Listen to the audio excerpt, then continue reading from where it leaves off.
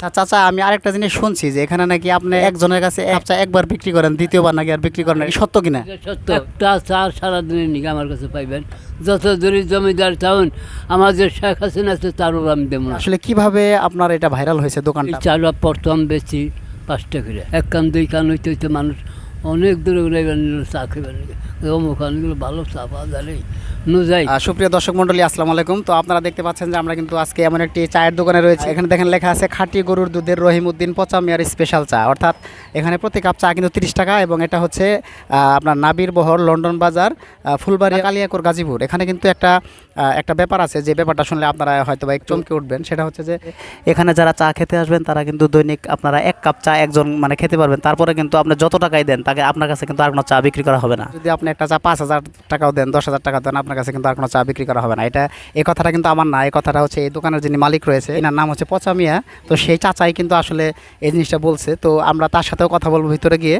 আর এটাই হচ্ছে সেই চায়ের দোকান। আর বাজারটা আসলে খুবই ছোট একটা বাজার, আমি দেখাচ্ছি। এইটাই হচ্ছে মূলত একটা বাজার, এটাকে লন্ডন বাজার বলে আর কি। আমরা একটু চায়ের দোকানের ভিতরে ঢুকবো, যে আসলে এখানে মানে কেমন চা বানানো হয় সেটা আমরা আপনাদেরকে একটু দেখাবো। এই যে আমি দেখাচ্ছি আপনাদেরকে, দেখেন এখানে যে চা বানানো হচ্ছে, এখানে কিন্তু বেশ কিছু কাস্টমার বাহিরে বসা আছে, এবং এখানে কিন্তু আসলে সবাই ফ্যামিলি পরিজন নিয়ে চা খেতে আসে। আর একটু সামনে আসেন, আমি দেখাই, একটু এদিকে আসেন। এখানে যে চা প্রস্তুতের যে জায়গাটা, সেটা হচ্ছে যে এখানে দেখেন, যে একদম একটু সামনে থেকে দেখান।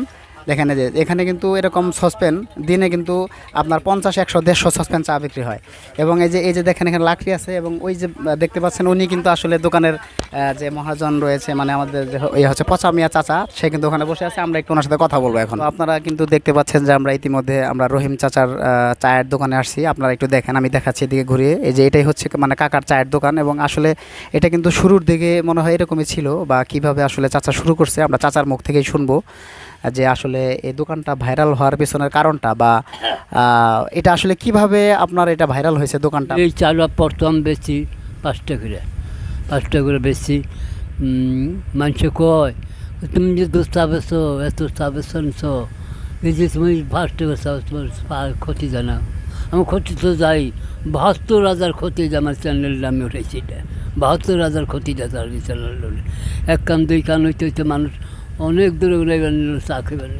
অমুখানগুলো ভালো চা পাওয়া যায় যাই।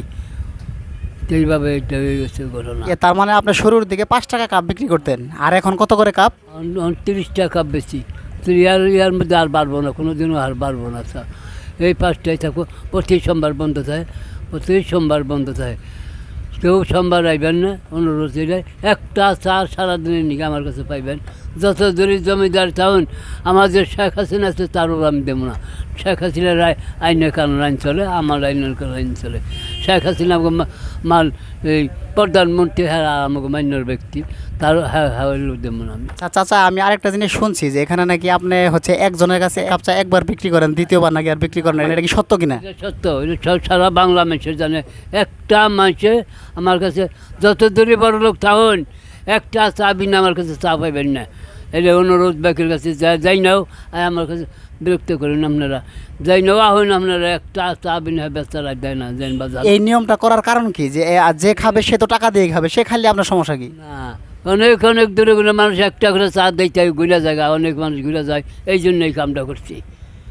আচ্ছা, মানে আঙ্কেল যেটা বলতেছে সেটা হচ্ছে যে এখানে এমনও লোক আছে যে আসলে বিভিন্ন জেলা থেকে, বিভিন্ন জায়গা থেকে লোক আসে। তো দেখা যায় যদি একজনে যদি 4-5টা খেয়ে ফেলে, সেখানে কিন্তু অন্যদের খাওয়ার চান্স থাকে না। যার কারণে চাচা নিয়ম করছে একজনের কাছে একটা চাই বিক্রি হবে, কারণ সেখানে অন্য লোকের যেন একটা সুযোগ থাকে খাওয়ার।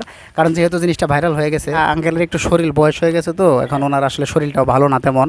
আমি মানে ওনাকে রিকোয়েস্ট করছি একটু কথা বলার জন্য। আর আমরা যে চা চলে আসছে অলরেডি, দেখেন যে আমি চাটা এখন খাবো, আপনাদেরকে দেখাই যে আসলে চাটা কেমন। চাটা আসলে খুব ভালো। আর আসলে ভালো না হলে তো একটা জিনিস আসলে ভাইরাল হয় না মোটামুটি। আর জায়গাটার নাম হচ্ছে লন্ডন বাজার। তো মোটামুটি আপনারা দেখতে পাচ্ছিলেন যে আঙ্কেলের দোকান। আমি একটু দেখাই আপনাদের ঘুরিয়ে। এখানে একটা ছোট একটা বাজার, এবং বাজারের পাশে হচ্ছে কিছু গাছ আছে। ন্যাচারাল পরিবেশের মধ্যে কিন্তু আসলে চায়ের দোকানটা, এবং এখানে আসলে দূর দূরান্ত থেকে অনেক মানুষ এসে কিন্তু এখানে বিকেলে অথবা তাদের সময় মতো তারা এসে আসলে চা খেয়ে থাকে। তো এই ছিল আজকের ভিডিওটি যদি ভালো লাগে অবশ্যই শেয়ার করবেন, এবং সেই সাথে যদি আঙ্কেলের দোকানে আসেন তাহলে অবশ্যই সাপ্তাহিক বন্ধটা বাদে তারপরে আপনারা আসবেন। সাপ্তাহিক বন্ধটা হচ্ছে সোমবার, এই সোমবারে শুধু ওনাদের সাপ্তাহিক বন্ধ থাকে। আর হচ্ছে দুপুর 12টা থেকে সন্ধ্যা 6টার মধ্যে আসলে কিন্তু আপনারা এই চায়ের দোকানটা খোলা পাবেন। তো আজকের মতো বিদায় নিচ্ছি, সবাই ভালো থাকবেন, আল্লাহ হাফেজ।